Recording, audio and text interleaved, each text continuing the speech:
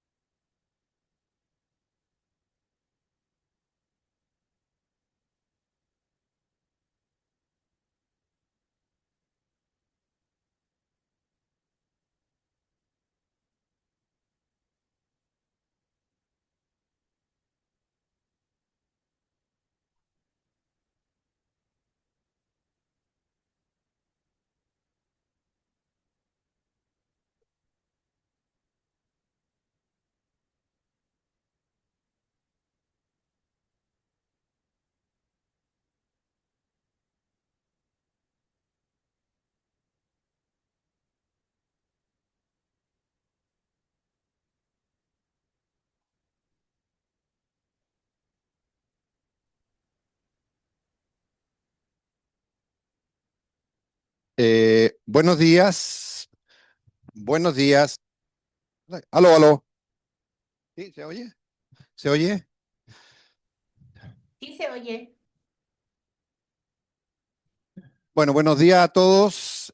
Vamos a dar inicio a la reunión de hoy día, los que están presentes. Hay una gran concurrencia hoy en día, surtió efecto toda la transmisión que hicimos. Me parece muy bien. Y a los que están conectados, bienvenidos a todos a la reunión de hoy día. En esta oportunidad, la unidad de la UPC va a presentar un tema interesante de ecografía del paciente crítico, lo presenta el doctor Gekar Negne y la doctora Cecilia Castillo. Gekar, cuando tú quieras.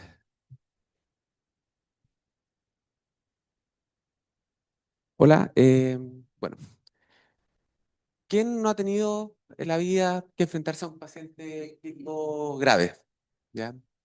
¿Quién quizás no ha tenido, cuando sobre todo estamos recién comenzando, la necesidad de tener unas competencias más allá de las que uno tiene y haber tenido dudas diagnósticas en ese paciente y quizás haber tenido dudas en el manejo? Ahí siempre el comodín telefónico sirve para todo, ¿de acuerdo? Pero a veces, por mucho más que uno haya estudiado mucho y tenga muy buenas formas de hacer un examen físico expedito y adecuado, a veces las respuestas no están ahí, no están en el examen físico. Y lamentablemente el desenlace de nuestro paciente en ciertas situaciones puntuales pueden cambiar. Si uno tiene una herramienta que en el mundo adulto ya está mucho más masificada, que afuera también está mucho más masificada, que el tema de nuestra presentación, que es la ecografía pediátrica. Entonces, comencemos al tiro con algo complejo. Estamos de levantada, el médico con más experiencia de servicio de urgencia se tuvo que ir porque estaba con dolores, ¿de acuerdo? Suena la sirena y llega un paciente politraumatizado a nuestro servicio de urgencia, ¿de acuerdo? Pasa directamente al reanimador, como todos conocemos acá, paciente quizás con una herida penetrante torácica, ¿de acuerdo? Hemodinámicamente sostenido, quizás un poco taquicárdico, un poco pálido, ¿de acuerdo? ¿Y qué vamos a hacer? ¿De acuerdo? Si nos quedamos con las herramientas habituales del examen físico, podemos ocultarlo, ¿de acuerdo? Quizás sentimos, no sé, sentimos un murmullo pulmonar, podemos sentir los ruidos un poquito apagados, ¿de acuerdo? Deberíamos hacer una imagen, una radiografía, quizás bajar un escáner. No todas partes tienen la disponibilidad de escáner que tenemos nosotros, ni los timings de escáner, ¿de acuerdo? Y seguramente el manejo inicial, ya que veo muchos vegados por acá, todos lo van a saber hacer muy bien, que es el A, B, C, D, E, ¿de acuerdo? Y mientras pasa todo ese tiempo que el paciente se está colocando la vía, el paciente se está exponiendo, ¿de acuerdo? Estamos perdiendo minutos importantes. Y esos minutos importantes se ha demostrado que pueden incidir en la vida del paciente, ¿de acuerdo? Una de las evidencias más duras que tiene la ecografía es de hace mucho tiempo atrás, ¿de acuerdo? Fue de los años 70 en un hospital de Estados Unidos, un hospital universitario, con más de 1000 pacientes, ¿de acuerdo? Donde el equipo de urgencia empezó a adquirir, dado primeramente por la jefatura, habilidades en hacer eco torácica, eco cardíaca, ¿de acuerdo? Y a medida que iban ingresando, todos los doctores iban todos adquiriendo esta misma preparación. Fue un periodo largo, fue un periodo más o menos de 10 años. Ellos relatan que aproximadamente a los 5 años ya gran parte de los médicos de urgencia tenían las habilidades para desarrollar esta ecocardio focalizada, que después vamos a especificar un poquito más qué es. Y al principio le pedían el ecógrafo al departamento de cardiología, después ya tenían uno propio, y cuando ya han pasado ya 10 años de la experiencia, decidieron sacar números hacia atrás. Y esos números se dieron cuenta de unos datos que no se van a replicar nunca más porque empezó a ser un estándar de cuidado de la ecografía, sobre todo en trauma penetrante torácico politraumatizado. Y fue que de los pacientes que se le había hecho una eco inmediata, tuvieron una sobrevida del 100%, que tenían pacientes que tenían lesiones cardíacas, versus un 57% sobrevida de los pacientes que tenían los cuidados tradicionales. ¿De acuerdo? Lograron reunir, no me acuerdo bien, pero lo tengo anotado por acá, pero fueron aproximadamente 49 pacientes, ¿de acuerdo? Y de estos 49 pacientes que reunieron en 10 años, lo que le hicieron la ecocardiografía al lado de la cama, sobrevivieron, sobrevivieron todos. ¿Y por qué sobrevivieron? Porque hubo una diferencia crucial en el tiempo en que esos pacientes fueron a pabellón y los otros pacientes, en el tiempo que los otros pacientes fueron a pabellón. El promedio de los pacientes que tuvieron la herida penetrante cardíaca, que recibieron la ecografía, fue más o menos 20 minutos. El promedio de los otros pacientes fueron 50 minutos. ¿De acuerdo? Entonces, ¿de qué nos estamos perdiendo? ¿De qué estamos hablando? ¿Por qué está tan masificado en adultos? ¿Por qué no lo hemos incluido en pediatría? Más que nada, quizás por desconocimiento, hay muchas barreras para la implementación de la ecografía. ¿De acuerdo? En pediatría hay pocos cursos formales de aplicación. La evidencia muchas veces nace de los servicios de adulto, igual que muchas cosas en nuestra medicina. Hay pocas cosas que tienen una evidencia dura en pediatría. ¿De acuerdo? Y me quedé pegado acá, me acabo de dar cuenta. Y acá estamos todos esperando al paciente de nuestro servicio de urgencia, ¿de acuerdo? Y este es nuestro paciente de 14 años politraumatizado. Y acá están los datos duros de sobrevida, ¿de acuerdo? Con el 64% de disminución del tiempo de la llegada a pabellón. Entonces, la ecografía FAS, si hay algo que está descrito y demostrado, es que disminuye el tiempo de los pacientes en ir a pabellón cuando ellos lo necesitan. ¿De acuerdo? Hay, en Alemania, por ejemplo, el protocolo FAS está desarrollado de tal forma que tiene un ECOFAS positivo, ¿de acuerdo? Y el paciente de inmediato va a pabellón sin esperar resultados de exámenes, sin esperar ningún otro tipo de resultado. ¿Y qué significa un FAS positivo? Que estoy hablando ya con nomenclatura, metiéndome así sin haber explicado nada. ¿De acuerdo? Un FAS positivo es un estudio que se hace con ecografía, que una persona experta en ECOFAS o ya habiendo adquirido las competencias lo puede desarrollar en menos de 5 minutos. Normalmente está descrito entre 3 a 5 minutos y vendría a ser la parte E del examen físico, de nuestro famoso A, B, C, D, E. ¿De acuerdo? Cuando uno expone al paciente, uno de los médicos que están atendiendo a este paciente grave, politraumatizado que está llegando, agarra el eco que está al lado de la unidad, ¿de acuerdo? Y empieza a hacer este examen que, a diferencia de una eco descriptiva, como lo podemos ver un poquito más adelante, ¿de acuerdo? El ECOFAS es una eco que va a responder preguntas. Y la pregunta frente al paciente politraumatizado en el estómago es si tiene líquido o no tiene líquido. ¿De acuerdo? Si hay líquido en el estómago y el paciente tiene un ECOFAS positivo, ahí hay que, dependiendo del protocolo, tomar la decisión si ese paciente es un paciente que debe ir a pabellón de forma inmediata, sobre todo si está hemodinámicamente inestable, o si es un paciente que puede esperar una segunda imagen y puede esperar, ¿de acuerdo?, una atención más global, como las que hacemos habitualmente en urgencia. La hoja de ruta, ¿de acuerdo? Me planteé hacer esta clase no para que ustedes aprendieran a interpretar un ECOFAS, ¿de acuerdo? Les voy a mostrar hartos dibujos, hartos videos, ¿de acuerdo? Varios bastante llamativos. Algunos van explicados, pero es para que vean que, en cierta forma, mostrarles dónde está la evidencia, mostrarles dónde hay un cambio en el manejo de nuestros pacientes y mostrarles dónde hay un beneficio de cada uno, ¿de acuerdo? Eh, es por acá. Entonces, la ecografía, ¿de acuerdo? Permite la evaluación de los órganos vitales, ¿de acuerdo? Se habla que en los pacientes adultos, como lo vamos a ver un poco más adelante, sí existe evidencia de sobrevida. De acuerdo a los pacientes pediátricos, no hay estudios que demuestren que los pacientes que se hace una eco al lado de la cama tengan mayor sobrevida en distintos aspectos y en distintos ámbitos, que lo vamos a estudiar ahora, que los pacientes que no se hacen esta eco. ¿De acuerdo? Eh, Reduce las complicaciones asociadas, ¿de acuerdo? Y como todos sabemos, es un examen que no es invasivo, que los costos es el equipo, el gel, y normalmente la mantención de estos equipos duran 5 o 10 años sin tener ningún problema, ¿de acuerdo? La evidencia en pediatría, si bien no hay evidencia, todas las sociedades científicas respaldan su uso. ¿De acuerdo? Acá hice un popurrí de el Pediatric, Critical Care Medicine, el pediátrico en urgencia, etcétera, que hablan en cierta forma que se debería utilizar.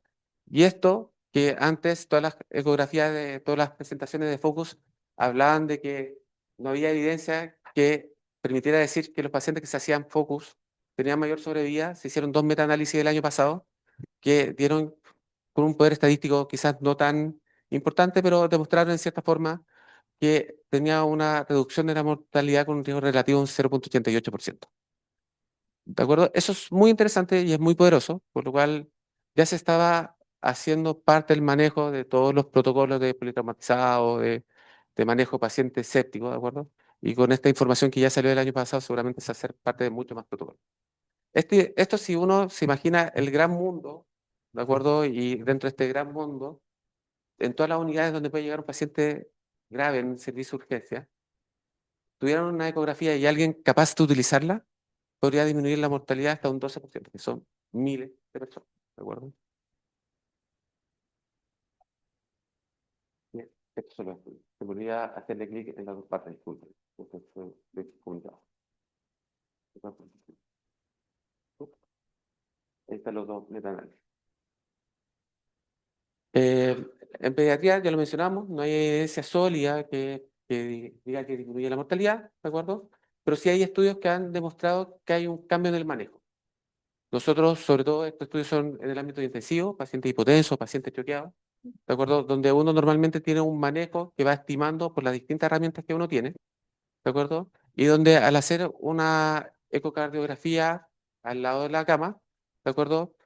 El equipo tratante, sobre todo, se da cuenta que el paciente tiene una disfunción cardíaca mayor a la que previamente habían sospechado que tenía y que quizás no se estaba apoyando o se estaba manejando de una forma inadecuada.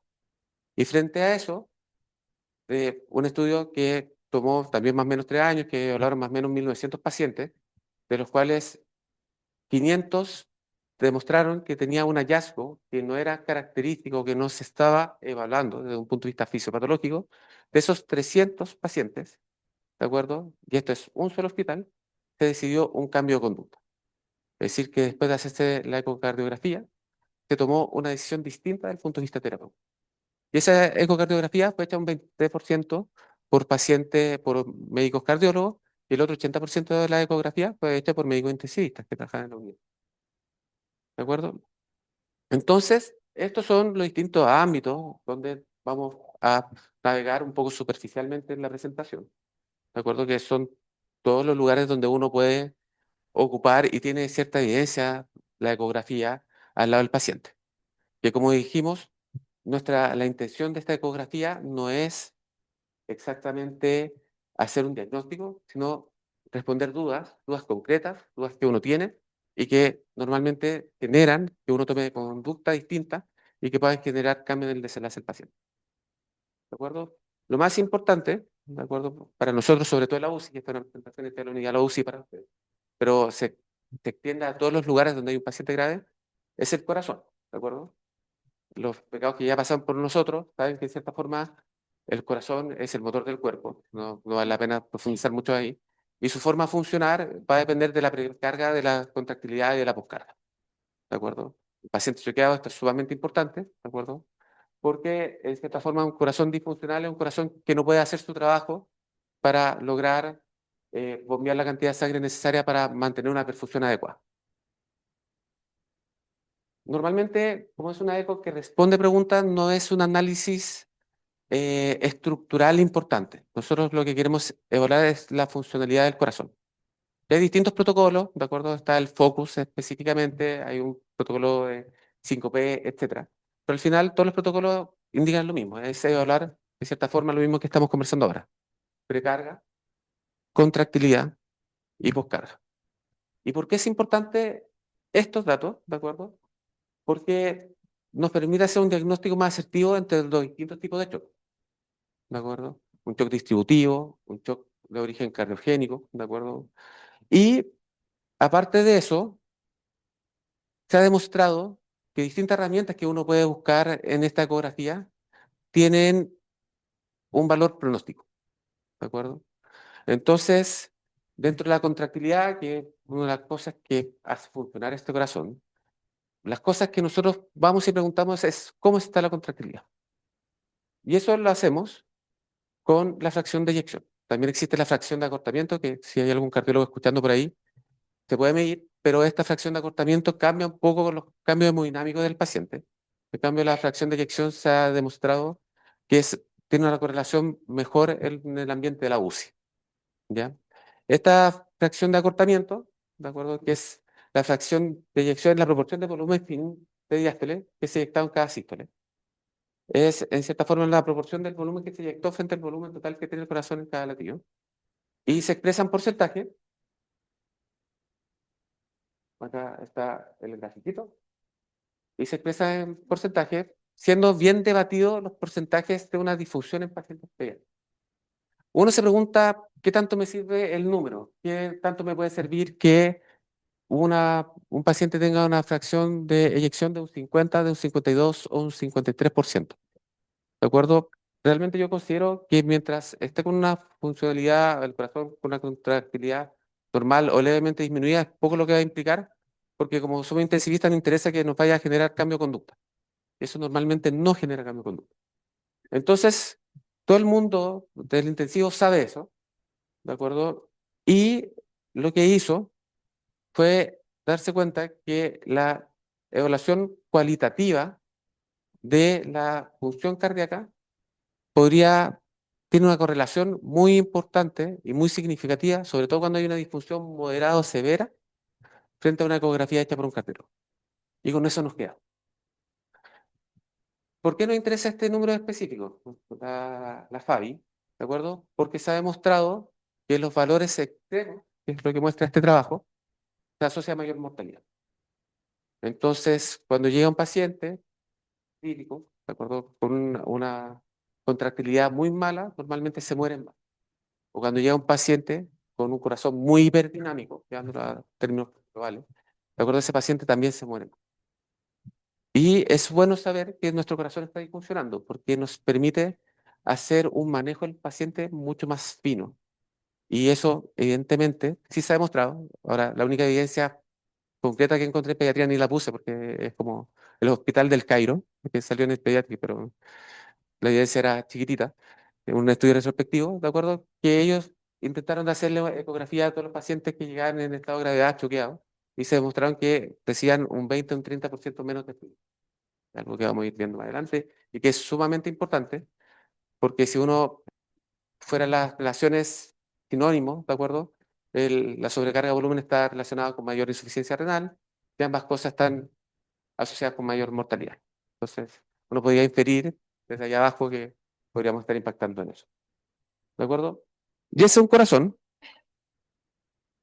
Hay un corazón a cada lado. No es que no son dos pacientes distintos, por si acaso. No es que el paciente tenga un solo corazón. Y pese a que los dos corazones se ven lentos, ¿de acuerdo? Y se quedó pegado, supone que se debería estar repitiendo de forma. ¿Le puede dar play, por favor? No, por acá. ¿No? No, ya. Este es un corazón que tiene una contractilidad normal, ¿de acuerdo? Y este corazón, donde apenas se mueve el ventrículo, tiene una contractilidad deficiente, ¿de acuerdo? Y esto a veces para nosotros puede ser suficiente para decir a este paciente no le voy a pasar más líquido. Esta bomba quizás necesita algún tipo de soporte con algún tipo de droga específico, que no es objetivo de esta conferencia. Este paciente lo voy a manejar distinto que a todos los pacientes hipotensos que yo tengo en la unidad. Y son solamente 6 horas. 6 horas que cualquier persona con conocimiento en medicina, ¿de acuerdo? Puede estar recibiendo un curso, ¿de acuerdo? Donde le muestren distintas formas o distintas imágenes y distintos videos de cómo se ven los distintos corazones y que puedan adquirir la habilidad de ver eso que debería moverse, ¿de acuerdo? Un corazón deficiente, un corazón que no está contrayéndose lo suficiente, ¿de acuerdo? Y una contractilidad normal. Y eso está demostrado, ¿de acuerdo? Y es concordante con una eco formal que se demora 20 minutos, hecho por cardiólogo. Con la diferencia que el cardiólogo, que también nos sirve mucho, y agradecemos cada vez que los llamamos y vayan a nuestra unidad, no se malentienda, ¿de acuerdo? Nos va a dar el porcentaje de contractilidad de fracción de acortamiento, ¿de acuerdo? Y nosotros no vamos a decir que el corazón está gualaila, pero lo vamos a pensar y vamos a manejarlo como si fuera así, ¿ya? Entonces, esta visión ocular de la visión de la contractilidad del corazón, ¿de acuerdo? Está estudiada, se correlaciona con la evaluación de los cardiólogos, es fácil de observar y de adquirir la posibilidad y el conocimiento de hacerlo. La mayoría de los cursos de Focus, hasta eso es el nivel de profundidad que se llega. Y consiste en dos cosas esenciales, o en tres cosas, se podría decir. Cómo las paredes se acercan desde el septum hacia la pared exterior, la pared inferior. Cómo se acercan hacia el centro. ¿De acuerdo? Que es toda la sangre que está saliendo y que está siendo inyectada. ¿De acuerdo? Y cómo se está comportando la mitral. Porque la mitral está unida a unos cuerpos tendíneos, ¿de acuerdo? Que al empezarse a dilatar el corazón, no puede acompañar este desplazamiento y normalmente se queda corta y ya no se acerca tanto al septum como se acerca. Entonces, si prestan atención, es una función normal. Esta es la visión del corazón, para que no se pierdan. Esta es la aurícula izquierda, que está señalada acá, el ventrículo izquierdo. Todo esto, el tracto de salida hacia la aorta, ¿de acuerdo? Esta es la válvula mitral. Y lo que tenemos que ver es cómo se acercan hacia el centro, cómo se dilatan en cierta forma el septum y la pared, o cuando se está haciendo la contracción, ¿de acuerdo? Y el movimiento del velo septal, ¿de acuerdo? Que normalmente cuando está con una función normal, no toca la pared, ¿de acuerdo? Y cuando está en una función deficiente, esta incursión es mucho menor. De acá, solamente como imagen ilustrativa, muchos corazones distintos, con distintas funcionalidades contráctil. ¿De acuerdo? Acá un corazón donde casi no se nota qué es, pero esta es la misma aurícula izquierda. Esto es un ventrículo izquierdo que pues, se contrae tan fuerte que choca el septum con la pared ventricular. Y esto significa que está en esta diapositiva que vimos hace un ratito atrás, que esto no va tan rápido como me gustaría. De acuerdo que está en la parte de acá y que es un paciente que tiene mayor riesgo de mortalidad. ¿De acuerdo? Y acá, un corazón normal, acá un déficit moderado y acá un déficit cero. Em, Siempre la clasificación está normal y leve, ¿ya? Una deficiencia, una disfunción contráctil leve. Esta disfunción contráctil leve no hemos logrado como intensivista o como gente que no es ecocardiógrafo, ¿de acuerdo? Determinarla, pero tampoco genera cambio de conducta. Y esto, en cierta forma, los distintos trabajos de correlación que están apoyando un poquito más lo que le doy, pero no lo voy a profundizar porque lo he repetido como tres veces. Y para tener en cuenta, ¿de acuerdo? Que en cierta forma, si bien la visión ocular o la visión rápida del corazón nos permite decir qué tipo de disfunción contráctil tiene, el método estándar es el Simpson, que tiene ciertas limitantes en la UCI. Aparte de que es difícil porque es un método biplano, que uno tiene que ocupar el ecógrafo en el eje de cuatro cámaras, ¿de acuerdo? Y aparte en un eje de dos cámaras, que intenta evaluar tridimensionalmente por discos, ¿de acuerdo? ¿Cuál es la cantidad de líquido que salió de la que entró? Términos más temáticos. Normalmente la UCI en los pacientes que están ventilados, que tienen PEP, ¿de acuerdo? Que tienen presión dentro del tórax, que tienen más aire en la cavidad, muchas veces las visiones no son las óptimas.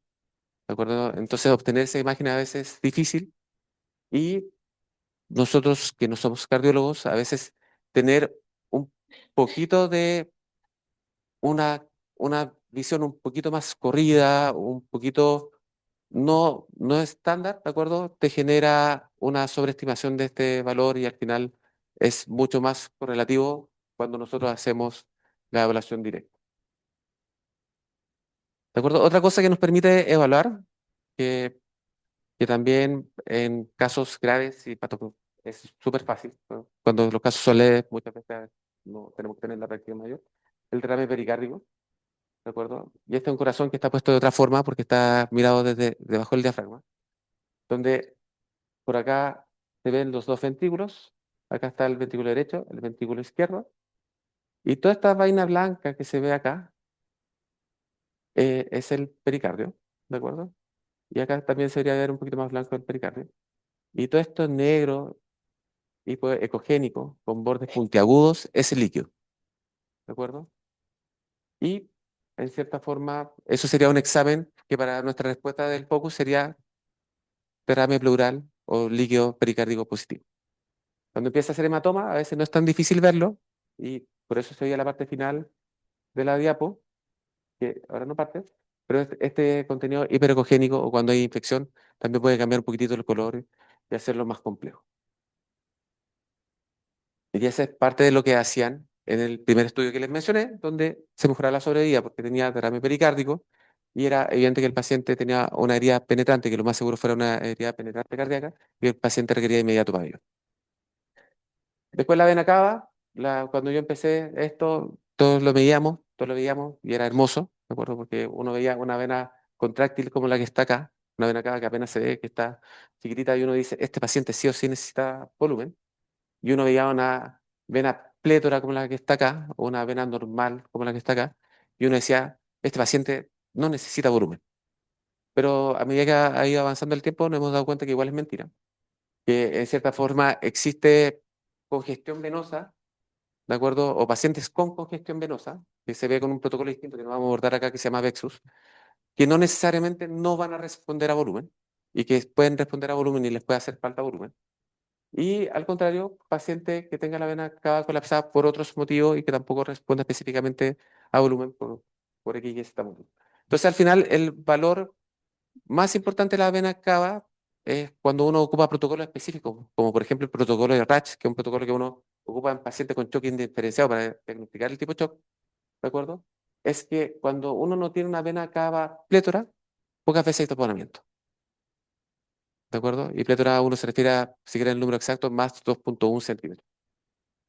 Después nos sirve con sus dime y direte. Lo que más se está ocupando ahora, que se están ocupando variables dinámicas para evaluar si el paciente va a responder o no responder a volumen. Y que una de las formas de ocupar estas variables dinámicas, por ejemplo, la elevación de pierna en pacientes grandes, ¿de acuerdo? Es evaluar el cambio de gasto cardíaco que mirado por eco al realizar la maniobra. Y algo que lo quise olvidar, pero después dije, ¿cómo no lo voy a colocar? Porque la UCI es importante, que es el ventrículo derecho, ¿ya? Que no está dentro de los protocolos habituales del ECOFAS, pero nosotros lo miramos harto, porque en cierta forma el ventrículo derecho es complejo, sobre todo para los que no somos ecocardiografistas. Normalmente tiene una anatomía distinta, es un semicírculo que abraza el corazón, tiene menos masa muscular, tiene una fuerza contráctil más débil. El 40% de esta fuerza contráctil está dada por el ventrículo izquierdo. Entonces, como que, y más encima no llega la sangre a todo el organismo, solamente la llega al pulmón, normalmente con índice de resistencia bajo, una poscarga que la gran mayoría de las veces está adecuada, pero eso cambia la UCI. Y eso cambia la UCI. ¿Y por qué cambia la UCI? Porque tenemos el cor pulmonar agudo, ¿de acuerdo? En adultos está muy de boga. Nosotros tuvimos un paciente el año pasado con tromboembolismo pulmonar, ¿de acuerdo? Que lo que pasa es que hay un cambio agudo, o quizás no tan agudo, en la poscarga del ventrículo derecho. ¿A qué me refiero con poscarga para la gente que no sabe? Es la fuerza que tiene que vencer el corazón cada vez que inyecta. Es la resistencia que tiene esta inyección. ¿Y qué pasa? Como es una persona que no va mucho al gimnasio, está siempre mirado atrás y nadie lo cuida y nadie lo ve, ya pasaron los primeros 20 minutos, eh, se nos olvida y empieza a funcionar. El corazón empieza a funcionar en sí. ¿De acuerdo? Y esta pérdida de la contractilidad, no, perdón, que no se ve, sino acá, como está tan intrínsecamente relacionado a este ventrículo izquierdo, ¿de acuerdo? Empieza a ser una disfunción del ventrículo izquierdo. Están separados, todos son parte del mismo corazón, están separados por el septum, ¿de acuerdo? Y el ventrículo derecho, como no tiene la capacidad contráctil, se empieza a dilatar. Y esa dilatación empieza a achicar en cierta forma al corazón izquierdo, y esto puede generar que el corazón izquierdo disfuncione y nosotros presenciar un shock. Y un shock que sí, muy difícil de diagnosticar clínicamente, ¿de acuerdo? Acá es un signo clásico que se llama D-shape, porque esto debería ser redondito. Todo esto que se ve acá alrededor es el ventrículo derecho que está grande, y esto que está acá es el ventrículo izquierdo aplastado por el ventrículo derecho. ¿Ya? Y esto son imágenes, esto es una imagen de un signo clásico de un tromboembolismo pulmonar, ¿de acuerdo? Y acá hay un ventrículo derecho bien dilatado. Normalmente, ¿cómo uno tendría que ver esto? Cuando uno ve un cuatro cámaras, quiere decir que el ventrículo está acá, los ventrículos están acá y las aurículas están abajo. Uno debería ver el ventrículo derecho un 60% del tamaño de lo que es el ventrículo izquierdo. ¿De acuerdo? Se ve como una línea así. Acá está prácticamente el doble del ventrículo izquierdo. Y nosotros lo podemos hacer, hay evaluaciones cuantitativas que también tienen una demostración más que una demostración, se asocian con una mortalidad mayor, pero nosotros podemos hacer una evaluación cualitativa, ¿de acuerdo? con este corazoncito que está acostado, este es un eje paraesternal largo, para me interesa, ¿de acuerdo? Donde normalmente vemos el ventrículo derecho, que es esto que está acá, que es esto que se representa acá arriba, debería tener un tamaño bastante similar a nuestro tracto de salida, que es lo que se ve acá, y a nuestra aurícula izquierda, que es lo que se ve acá. ¿De acuerdo? Esto sería un ventrículo derecho que no está dilatado. No necesariamente que no tenga carga, no necesariamente que no tenga presión, pero sí que no está disfuncionando. Del gasto cardíaco puse una sola diapositiva porque encontré que era profundizar demasiado, ¿de acuerdo? Pero en cierta forma se puede hacer una estimación ecocardiográfica, ¿de acuerdo? A una situación que antes ocupábamos eh, procedimientos invasivos, que todavía están indicados en ciertas cosas, porque esto tiene ventajas y desventajas, pero más que nada lo que hacemos es calcular toda la sangre por una fórmula matemática que sale por acá. Y para eso sospechamos, más que sospechamos, asumimos que esto es circular, que no es tan circular, que es más cónico, ¿de acuerdo? Y medimos la velocidad y ocupamos una ecuación matemática que el ecógrafo la calcula automáticamente solo, que está por acá, ¿de acuerdo? Para calcular el volumen eyectivo y este volumen eyectivo multiplicado por la frecuencia cardíaca nos da el gasto. ¿Para qué nos sirve? Si van tres personas distintas a hacer esta misma medición, se agarra esta medida tres veces diferente, ¿de acuerdo? Y el paciente el mismo quizás se le van a dar datos un poco distintos, porque a veces la concordancia entre operadores no es tan buena, pero lo que sí nos permite evaluar es el cambio que ha tenido nuestro paciente frente a las medidas que nosotros estamos tomando. Es decir, si el paciente llegó choqueado y yo le pasé volumen y quiero evaluar la respuesta a volumen, perfectamente podría haber hecho esta medición antes y después. Y como este cono no va a cambiar de tamaño, ¿de acuerdo? Lo único que tengo que mirar es la velocidad de flujo de toda la sangre que está saliendo por la aorta. Entonces voy, mido esto, comparo con el dato anterior y puedo ver si mejoró o no mejoró mi paciente después de la conducta que tomé. Y se dice que un paciente respondedor a volumen cuando su gasto cardíaco mejora un día un 12%. Eso es todo frente al corazón, ¿ya? Ahora vamos a pasar a la eco pulmonar, que es otra de las partes donde esta ecografía tiene bastante evidencia.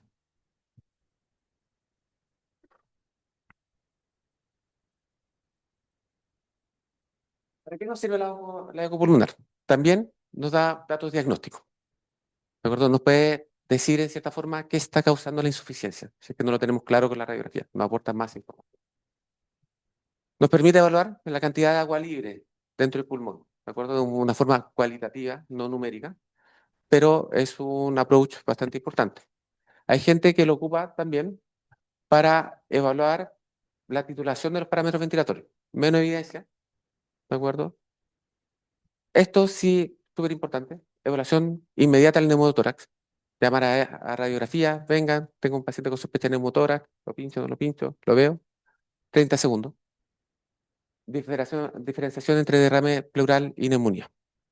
¿Ya? Y la gente con más experiencia puede diferenciar hasta una técnica.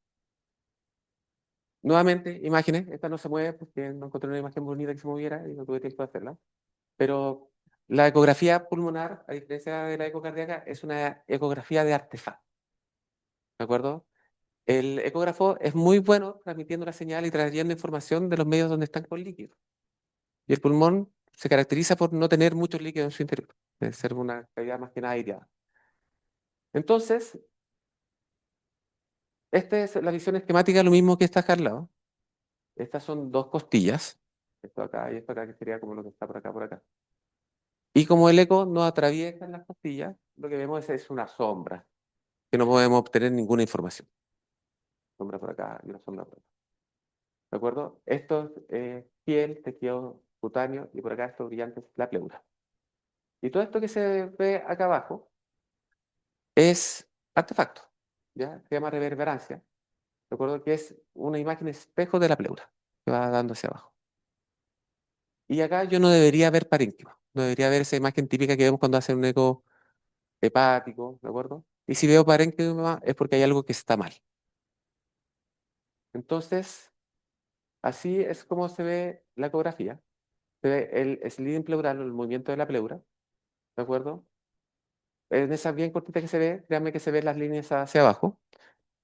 Y esto que empiezan a aparecer, que pueden haber una, dos, que son como luces de disco, son los primeros síntomas de congestión pulmonar, ¿ya? O de líquido en la cavidad.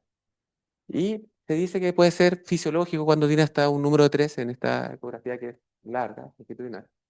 Pero ya cuando empiezan a aparecer más de 3, ¿de acuerdo? ¿No? Que es quizás por acá, eso puede significar que ya es patológico. Entonces acá tenemos la misma ecografía, también de una forma esquemática, normal, la línea A, y acá cuando ya empieza a aparecer cosas raras como parénquima, ya puede ser una consolidación o una hepatitis, ¿de acuerdo? Pero dije que también sería para el neumotórax, ¿de acuerdo? Y esto, ¿le puedes dar al video este?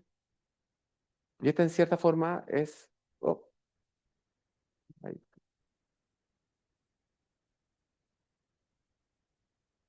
Son los dos tienen play, pero me decir el otro. Normalmente la pleura se mueve, pero se debería mover por completo.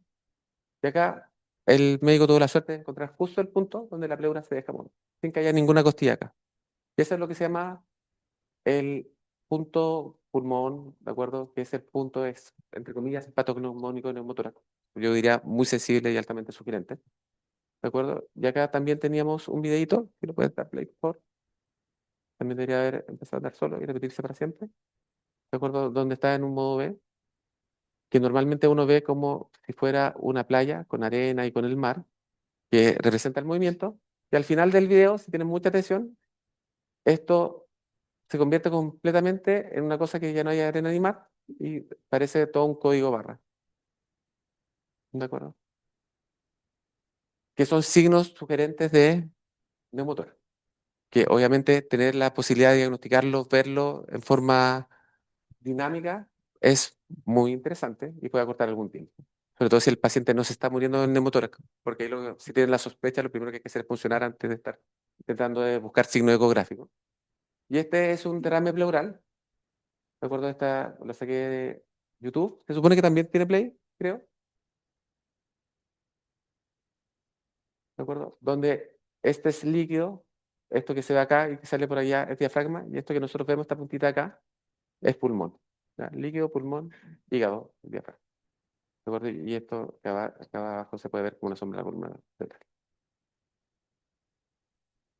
Accesos vasculares, todo lo ocupamos, es donde más se ocupa la ecografía, casi no voy a profundizar en eso. Saber que hubo un cambio de paradigma hace 15 años atrás. ¿De acuerdo? Yo alcancé a ser de las personas que alcanzó a colocar un par de catéteres femorales. Acá está Rodrigo, por ahí, que, que se demora nada en colocar un catéter femoral y seguramente si lo hace con ecografía se va a demorar más, ¿de acuerdo? Pero tiene muchos beneficios, ¿de acuerdo? Beneficio que uno vea anatómicamente la estructura a la cual uno está funcionando. El beneficio es que tiene muchas menos complicaciones, ¿de acuerdo? Y que se pueden colocar en otro sitio donde antes no se colocaba. Eso, solamente acceso. Aparte de todo lo que hace toda la rama de la ciencia, que es la medicina intervencional, que es como ocupar prácticamente la ecografía para todos los catéteres o puntos de punción que uno quiera tener, ya sea colección intraabdominal, etc. Entonces, en trauma, ¿ya? No, no están celebrando por trauma, sino porque se están entreteniendo en la presentación, ¿ya? Se da cuenta que estos videos sí se quedan rodando de forma eterna, pero los otros no. Ya. En trauma existe también un protocolo que está desde los años 70, que es el protocolo EFAS. ¿De acuerdo? Que primero fue el protocolo FAS y después se transformó, se extendió y de los años 80 ya es el EFAS. Que tiene mucha evidencia, que fueron estudios de este protocolo que normalmente se ocuparon en los metaanálisis que demostraron que hay disminución de mortalidad en los pacientes en urgencia más que en los pacientes choqueados. ¿De acuerdo? La evidencia no es tan categórica, pero sí se ha demostrado que disminuye nuevamente los tiempos de ir a pabellón y eso evidentemente disminuye las complicaciones. Entonces, este protocolo de ecografía fue el primer desarrollado en el mundo, ¿de acuerdo? Un protocolo que va igual que toda la eco a pie de cama, y parezco, repito, pero va a responder una pregunta. Y la pregunta de él no es evaluar la estructura, no es saber cómo está el hígado, si está hiperecogénico, si tiene un nódulo, no es saber si el riñón tiene una nefropatía médica, tiene una dilatación. Lo único que le interesa y para lo cual está diseñado es para ver si hay líquido en cavidad. ¿De acuerdo? Porque el líquido en cavidad, lo vimos hace un ratito, un paciente hemodinámicamente inestable, significa que es un paciente que seguramente requiere pabellón y un pabellón casi inmediato. ¿De acuerdo? Y Normalmente es una extensión del examen físico porque si un paciente está politraumatizado, se corta un brazo y está sangrando el brazo. Si es que no tiene un sangrado que no se vea, sabemos de dónde está sangrando. Podemos ir a comprimir ese sangrado y ese paciente seguramente va a sobrevivir con un brazo menos, ¿de acuerdo? Pero la frecuencia cardíaca, el hemograma, que son los exámenes que normalmente nosotros nos apoyamos para hacer el diagnóstico de un sangrado, tienen baja sensibilidad en la primera hora post una hemorragia grave, quizás no una hemorragia masiva. Y ahí es donde entra esto como una extensión del examen físico, como algo que se puede hacer mientras está exponiendo al paciente durante 3 a 5 minutos, y te permite que decir si el paciente tiene sospecha de un sangrado que requiera pabellón y salvarle la vida. Entonces, acá para no aburrirlos tanto, este es un paciente de 10 años, que no lo vi yo, sino saqué un curso, ¿de acuerdo? Que tiene esta lesión que es característica, que sale en muchos exámenes, sobre todo a los becados, ¿de acuerdo? Que tuvo un trauma abdominal, politraumatizado porque le pusieron hasta cuello, y le realizamos 2 fases, y los 2 fases están negativos. Paciente hemodinámicamente límite, quizás no para ir corriendo a pabellón, pero ¿qué podemos hacer? Es decir, está bien el paciente, tenemos 2 fases negativos, y aquí estoy haciendo trampa porque hay algo que no les conté, ¿de acuerdo? Tiene 2 fases negativos, ¿qué vamos a hacer? Esperamos un tercer fase, lo llevamos a escáner, esto me dice algo.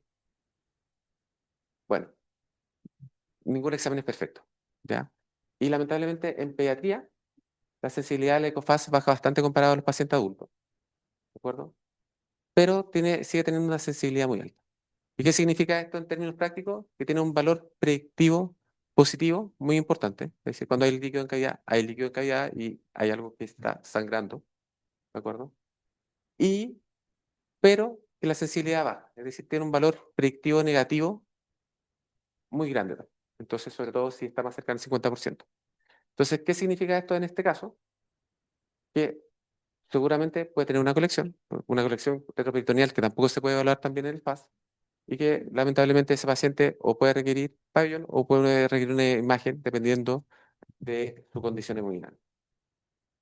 Hay otros tipos de ecografía, también está la ecografía ocular, lo iba a aburrir con tantos dibujitos, así que acá no le puse video, ¿de acuerdo? Se ocupa para muchas cosas la ecografía ocular, no en el término de médico intensivista, sino en el término más que nada oftalmológico. Puede ver hematomas intraoculares, puede ver desprendimiento de retina, pero nosotros lo ocupamos más que nada para hacer una estimación indirecta de la hipertensión endocraniana con la medición de la vaina del nervio óptico, que no es una ecografía difícil de hacer. Sí se ve un poco divertida porque es algo incómodo, uno le coloca el parche, le coloca mucho gel dentro del ojo y coloca el ecógrafo sobre el ojo. Entonces, da la sensación de que uno no va a lograr buena imagen, pero como todo es gel y ese líquido hacia adentro, se ve perfecto. ¿De acuerdo? Y tiene evidencia que tiene una muy buena correlación en pacientes que se hacen escáner. ¿De acuerdo? ¿En qué ámbito yo lo vería extremadamente útil, aparte de los pacientes con un trauma encefalocraniano? Quizás a veces nosotros hacemos escáner en pacientes convulsivos antes de hacer la PL, algunos protocolos, algunos técnicos. ¿De acuerdo? Que quizás no se haría con un fondo de ojo adecuado, pero créanme que esto es más fácil que de hacer del fondo de ojo. Entonces, habiendo unos trabajos que salieron no hace mucho, que están relacionando la cantidad de radiación que uno somete a los pacientes, ¿de acuerdo? Evidentemente esto nos puede evitar irradiar a un paciente siempre que no estemos sospechando alguna patología intracerebral que requiera hacerse un cambio, ¿de acuerdo? Y otro uso no profundizado y ya estamos terminando la presentación, ¿de acuerdo? Hipotensión sin causa, shock sin causa, está el protocolo RACH que lo mencioné en alguna parte, paro cardiorrespiratorio, acá también hubo un cambio de paradigma en el último año, en los pacientes que se está reanimando y que tiene un ritmo sin pulso, ¿de acuerdo? Normalmente se demostró que cuando uno le hacía la ecografía y se veía un pequeño grado de contractilidad, esos pacientes tenían mejor sobrevida que los pacientes que no tenían contractilidad. Pero todos en el mundo de que no tenían pulsos palpables. ¿Cómo se entiende esto? La contracción era tan débil que no generaba una onda de pulso sensible a los dedos, pero uno iba a ver y si tenía latido, si tenía un pulso, si tenía una contracción. Esos pacientes al mantener las maniobras de reanimación, tuvieron un 30% más de sobrevida que los pacientes que no tenían latido visible. ¿De acuerdo? Y eso puede servir como para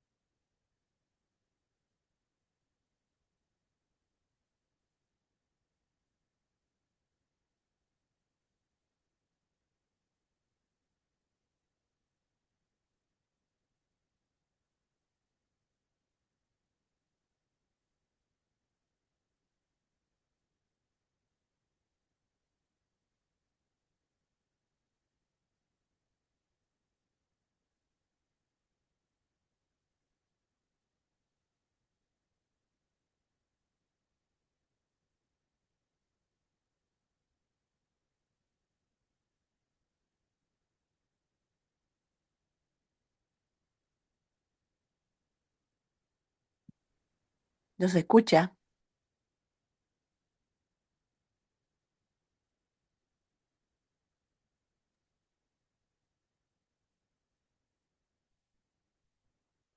¿sí? Y en pediatría, me confundí. Pero no lo vean todavía. Y, estaba hablando del equipo. Y es distinto comprar un Sonosite que sirve para adultos, que lo compramos con dos transductores, que comprarlo para pediatría, que requiere transductores en dependencia de la edad, ¿de acuerdo? Y que normalmente estamos hablando una vez, una compra completa, que requería transductores mucho más de los básicos que se podían ocupar en el servicio de urgencia aguda. Otras barreras, hay muchas formaciones que no están protocolizadas, ¿de acuerdo? Pero en la UCI ya habemos un grupo médico que nos estamos formando en EcoFocus con la idea de después enseñarle a todo el hospital esta hermosa herramienta. Y es nuestra obligación como equipo, sobre todo en los equipos que damos respuesta a los pacientes críticos del hospital, ¿de acuerdo? Trabajar para disminuir estas brechas tanto en el servicio de urgencia como en la gente que se interese. Y por último, aunque el futuro es distópico y los chiquillos que me conocen más lo tienen claro, ¿de acuerdo? El, Hacia el futuro existen distintas herramientas que van mejorando, entre esas la inteligencia artificial, y ya está permitiendo hacer diagnósticos con imágenes obtenidas por otra persona. Pero yo creo que el futuro apunta a un sistema de monitorización continua. Normalmente el paradigma de la ecografía ahora es una ecografía intermitente que tú vas a hacer una pregunta y te responde. Y no va a haber ningún médico que le deje el ecógrafo 24 horas puesto al paciente y nadie que lo analice. Pues las máquinas ya están haciendo un análisis con aprendizaje, learning machine, que se llama, ¿de acuerdo? E interpretación de imágenes. Y perfectamente estos dispositivos son cada vez más pequeños. Y así como está el electrocardiografo puesto, ¿de acuerdo? La monitorización, perfectamente puede haber un pequeño cuadradito que sea un eco cardíaco que se esté dando, y alimentando, dando información de forma continua y que frente a cualquier problema imprevisto suene una alarma y el médico pueda ir y acudir. ¿De acuerdo? Pero me gustaría ver, me puse positivo. Quiero ver esta diapositiva en 5 años más. Normalmente nos demoramos como 15 años de recibir la tecnología del norte. Quizás en 10 15 años más ya seguramente ya no va a ser usted. Y eso, acá está el gran ecógrafo, como veis, y una frasecita.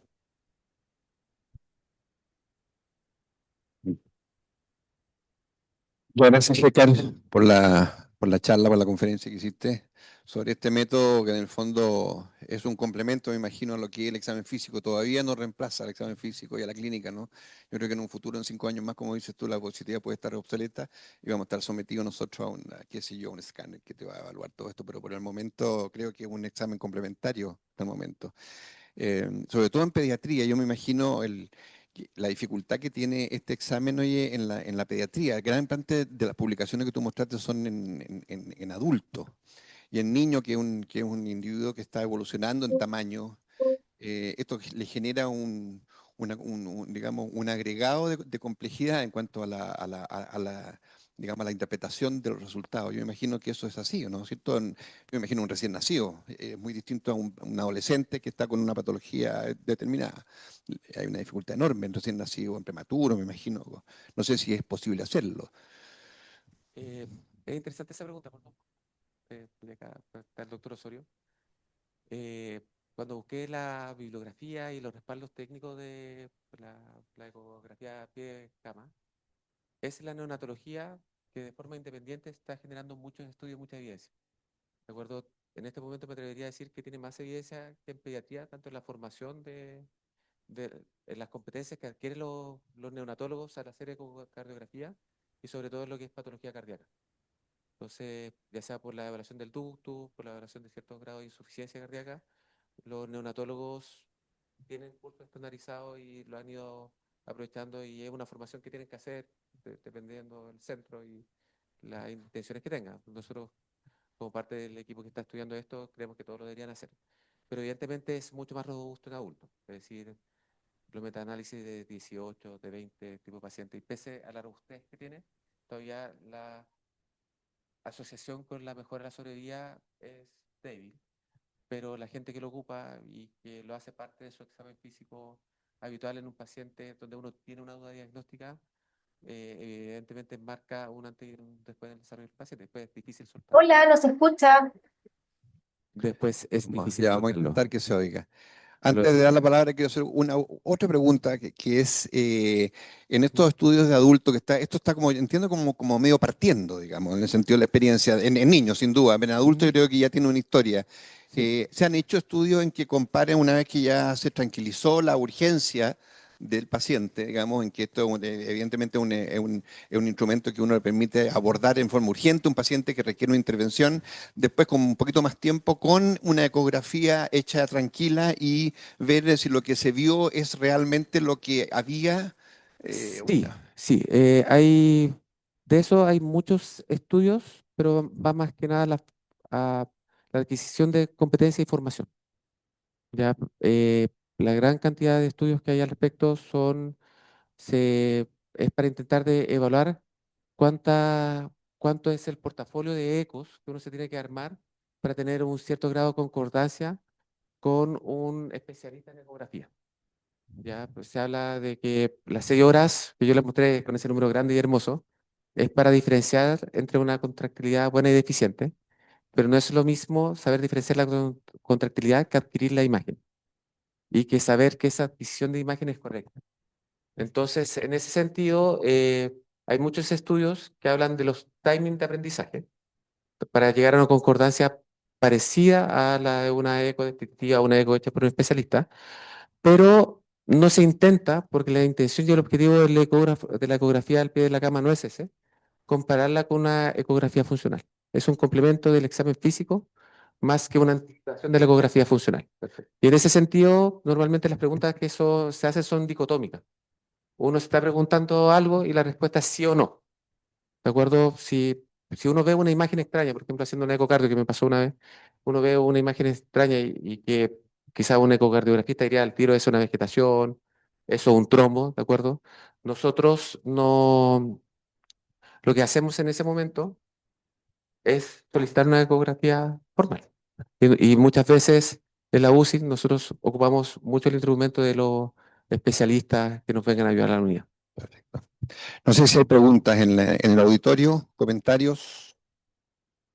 Aquí en el chat hay algunos comentarios que los voy a leer. Doctor José Luis Guerrero, ecografía FAST son equivalentes a un fonendoscopio en situaciones que no podemos escuchar, pero sí visualizar. Además, aumentan la seguridad en instalación de catéteres, drenajes y elementos invasivos. La unidad de pacientes críticos y servicio de urgencia en el sector de reanimador deberían disponer de ecógrafo, dado que diagnósticos de urgencia que no requieren análisis detallado y procedimientos más oportunos con alta probabilidad mejoran el pronóstico. ¿Qué comentarios hace de eso? Estamos absolutamente de acuerdo. Nuestra unidad tiene un ecógrafo que la parte cardíaca es bien limitado, pero nos sirve para hacer estimaciones visuales. Y el servicio de urgencia estamos 100% de acuerdo que debería tener un ecógrafo funcional. Y gente que tenga las competencias, que adquiera las competencias para poder interpretarlo. Perfecto. Vuelve a opinar, doctor Guerrero. Actualmente está disponible sistemas portátiles de ultrasonido de menores costos que pueden ser suficientes para este tipo de requerimientos. Existen, hay una empresa chilena que tiene, que son del tamaño de un teléfono. Recuerdo que normalmente tiene una ecografía convexa que sirve sobre todo para la parte abdominal del PAS y a veces para el eje subsifoideo. Está desarrollado pensando en paciente adulto, no está desarrollado en el paciente pediátrico todavía. Y tiene más limitaciones que la eco que nosotros tenemos arriba. Es decir, si yo trabajara en un servicio de urgencia adulto en un hospital rural, 100% tendría eso. Trabajando en un servicio de urgencia pediátrico, voy a estar muy limitado con ese tipo de tecnología al día de hoy. Doctor Osorio. Segunda. Gracias. Primero que todo, felicitar a GECAR y al equipo de la UCI pediátrica por, por esta excelente presentación que nos trae un tema, hoy día las imágenes de apoyo en la unidad de cuidado intensivo, y en este caso hablo en la neonatología, ya hace rato se están usando. La ecocardio funcional es parte de un estándar en neonatología, en prematuros independientes de la edad gestacional y el peso.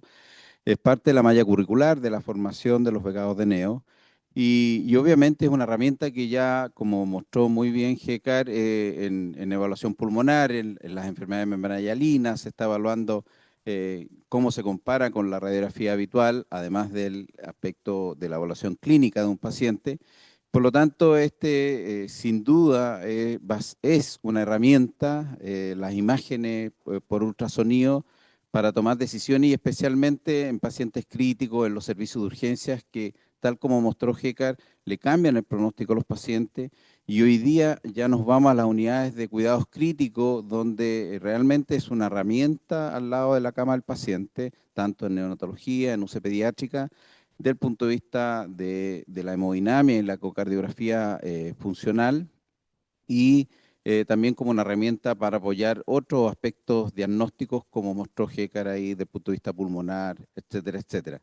Así que yo creo que hay que apurarse, porque los equipos deberían estar, nosotros estamos esperando que nos llegue un equipo que se definió con ciertas características para poder obtener las imágenes que se necesitan y tomar decisiones al lado de la cama del paciente.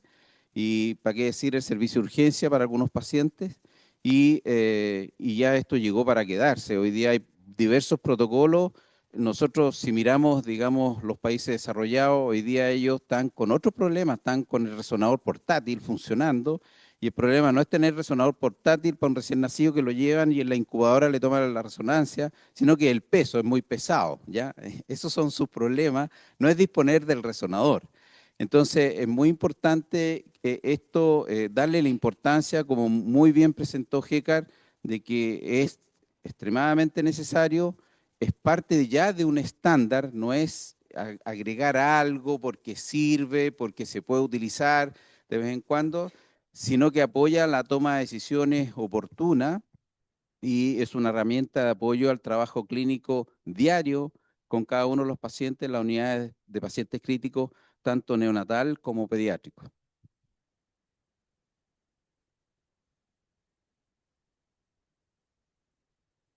Gracias, Waldo. Voy a pasar a leer el doctor Banfi. Doctor Banfi, una opinión, excelente y desafiante presentación. Muchas gracias. ¿Estiman necesario o más bien imprescindible incorporar en los programas de formación médica cursos de ecografía, entre comillas, al pie de la cama, que abarquen los principales sistemas afectados en el paciente crítico? ¿Existen programas en nuestro medio que ya lo hayan hecho? Bueno, Waldo Osorio acaba algo de responder Sí, esto mismo, yo creo. pero la respuesta es sí. Es decir, ya hay estudios que se han hecho a distintas escuelas de medicina, de acuerdo, que han implementado estos estudios americanos más que nada, donde la evaluación de esta nueva competencia adquirida y de la formación de médicos generales, de acuerdo, está muy bien evaluada. Perfecto. Y Virginia Valdés, buena presentación, felicitaciones. todo lo que se use para disminuir la mortalidad de nuestros pacientes es un gran logro. Sería bueno iniciar su uso lo más pronto posible. Yo creo que con eso podemos terminar la reunión. Así que 1.000.000 de gracias por la presencia y a ti, Gécar, por la presentación. Muchas gracias. Gracias a todos.